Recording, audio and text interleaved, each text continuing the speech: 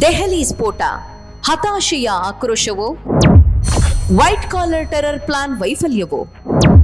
ಅನುಮಾನಗಳ ಸುಳಿಯಲ್ಲಿ ದೆಹಲಿ ಘಟನೆ.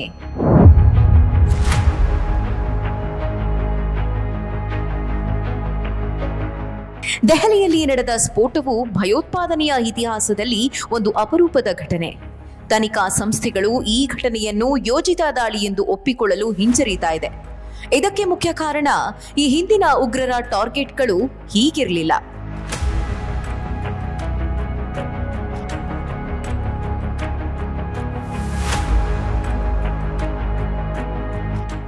ಸಾಂಪ್ರದಾಯಿಕವಾಗಿ ಭಯೋತ್ಪಾದಕರು ಗರಿಷ್ಠ ಸಾವು ನೋವು ಮತ್ತು ಮಾಧ್ಯಮ ಗಮನ ಸೆಳೆಯಲು ಸರ್ಕಾರಿ ಕಚೇರಿಗಳು, ಜನನಿಬಿಡ ಮಾರುಕಟ್ಟೆಗಳು ಅಥವಾ ಪ್ರಮುಖ ಧಾರ್ಮಿಕ ಸ್ಥಳಗಳನ್ನು ಗುರಿಯಾಗಿಸುತ್ತಾರೆ.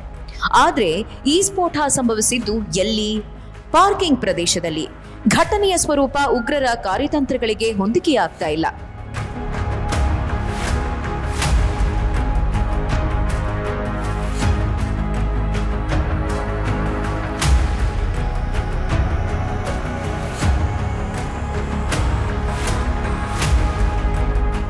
ತನಿಖಾ ಸಂಸ್ಥೆಗಳ ದೃಷ್ಟಿಯಲ್ಲಿ ಇದು ಹತಾಶೆಯ ಸ್ಫೋಟವಾಗಿರಬಹುದು. ಒಬ್ಬ ಆತ್ಮಹತ್ಯಾ ಬಾಂಬರ್ ತನ್ನ ಮುಖ್ಯ ಗುರಿಯನ್ನು ತಲುಪುವ ಮೊದಲೇ ಪಾರ್ಕಿಂಗ್ ಸ್ಥಳದಲ್ಲಿ ಸ್ಫೋಟಿಸಿಕೊಂಡಿದ್ದಾನೆ. ಸೂಸೈಡ್ ಬಾಂಬರ್ಗಳು ತಮ್ಮ ಮಿಷನ್ಗೆ ಗರಿಷ್ಠ ಪರಿಣಾಮ ನೀಡಲು ಕೊನೆಯ ಕ್ಷಣದವರೆಗೂ ಕಾಯ್ತಾರೆ. ಆದ್ರೆ ಇಲ್ಲಿ ಹಾಗಾಗ್ಲಿಲ್ಲ. ಬಾಂಬರ್ 4 ಗಂಟೆಗಳ ಕಾಲ ಪಾರ್ಕಿಂಗ್ ಸ್ಥಳದಲ್ಲಿ ಕಾದಿದ್ದಾನೆ ಅಂದ್ರೆ ಆ ಸ್ಥಳ ಅಂತಿಮ ಗುರಿಯಾಗಿರಲಿಲ್ಲ ಎಂಬುದು ಸ್ಪಷ್ಟ. ಅವನ ನಿಜವಾದ ಟಾರ್ಗೆಟ್ ನಿರ್ದಿಷ್ಟ ಗಣ್ಯ ವ್ಯಕ್ತಿ, ರಾಜಕಾರಣಿ ಅಥವಾ ಪ್ರಮುಖ ಸಭೆ ಆಗಿರಬಹುದು.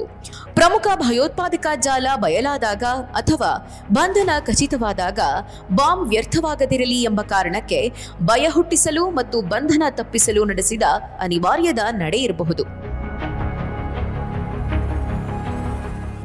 ಈ ದಾಳಿಯಲ್ಲಿ ಉನ್ನತ ಶಿಕ್ಷಣ ಪಡೆದ ವೃತ್ತಿಪರರು ಭಾಗಿಯಾಗಿರುವುದು ಭದ್ರತಾ ಸಂಸ್ಥೆಗಳಿಗೆ ಹೊಸ ಸವಾಲು.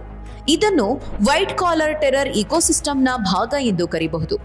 ಶಿಕ್ಷಿತರ ಬಗ್ಗೆ ಸುಲಭವಾಗಿ ಅನುಮಾನ ಮೂಡುವುದಿಲ್ಲ ಮತ್ತು ಅವರಿಗೆ ಸೂಕ್ಷ್ಮ ಪ್ರದೇಶಗಳಿಗೆ ಪ್ರವೇಶ ಪಡೆಯುವುದು ಸುಲಭವಾಗುತ್ತೆ. 3 ಸೂಸೈಡ್ ಬಾಂಬರ್ಗಳ ಯೋಜನೆ ಇತ್ತು ಎಂಬ ಮಾಹಿತಿ ಲಭಿಸಿದೆ.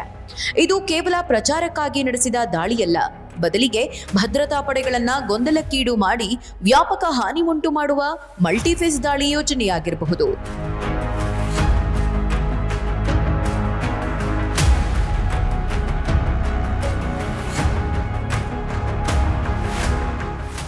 ದೆಹಲಿ ಘಟನೆಯ ನಡುವೆಯೇ ಫರೀದಾಬಾದ್ನಲ್ಲಿ ಬರೋಬ್ಬರಿ 2900 ಕೆಜಿಯಷ್ಟು ಭಾರಿ ಪ್ರಮಾಣದ ಬಾಂಬ್ ತಯಾರಿಕಾ ಸಾಮಗ್ರಿಗಳು ವಶಪಡಿಸಿಕೊಂಡಿರುವುದು ಆಘಾತಕಾರಿ.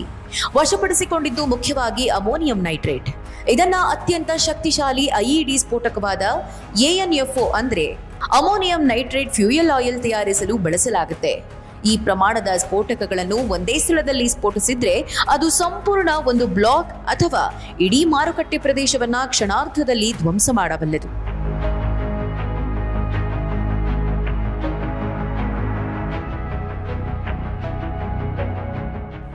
ಗುಜರಾತ್ ಭಯೋತ್ಪಾದನಾ ನಿಗ್ರಹ ದಳ ATS ಬಂಧಿಸಿರುವ ಐಸಿಸ್ ಕೊರಾಸಸ್ ಪ್ರಾಂತ್ಯ ಉಗ್ರರ ಗುಂಪು ನಮ್ಮ ಭದ್ರತಾ ಸಂಸ್ಥೆಗಳಿಗೆ ಹೊಸ ಸವಾಲನ್ನ ಎಸೆದಿದೆ. ಅವರ ಸಂಚು ಸಾಮಾನ್ಯ ಬಾಂಬ್ಗಳಲ್ಲ, ಬದಲಿಗೆ ಜೈವಿಕ ಅಸ್ತ್ರ. ಪ್ರಮುಖ ಆರೋಪಿ ಡಾಕ್ಟರ್ ಅಹಮದ್ ಮೊಹಿಯುದ್ದೀನ್ ಸೈಯದ್ ಚೀನಾದಲ್ಲಿ MBBS ಪದವಿ ಪಡೆದ ವೈದ್ಯ. ಈತ ತನ್ನ ಸಹಚರರೊಂದಿಗೆ ಸಂಚು ರೂಪಿಸಲು ಬಳಸಲು ಮುಂದಾಗಿದ್ದು ರಿಸಿನ್ ಎಂಬ ಮಾರಕ ವಿಷ. ಇದು ಅತ್ಯಂತ ಮಾರಕ ಜೈವಿಕ ವಿಷಯಗಳಲ್ಲಿ ಒಂದು. ಈ ವಿಷವನ್ನು ಆಹಾರದ ಜೊತೆ ಸರಬರಾಜು ಮಾಡಿ ಅಹಮದಾಬಾದ್ನ ಜನನಿಬಿಡ ನರೋಡಾ ಮಾರುಕಟ್ಟೆ, RASS ಕಚೇರಿಗಳು ಮತ್ತು ದೆಹಲಿಯ ಆಜಾಬ್ದುರಾ ಮಂಡಿಯಂತಹ ಪ್ರದೇಶಗಳಲ್ಲಿ ಸಾಮೂಹಿಕ ಸಾವು ನೋವುಂಟು ಮಾಡಲು ಸಂಚು ರೂಪಿಸಲಾಗಿತ್ತು ಎನ್ನಲಾಗಿದೆ.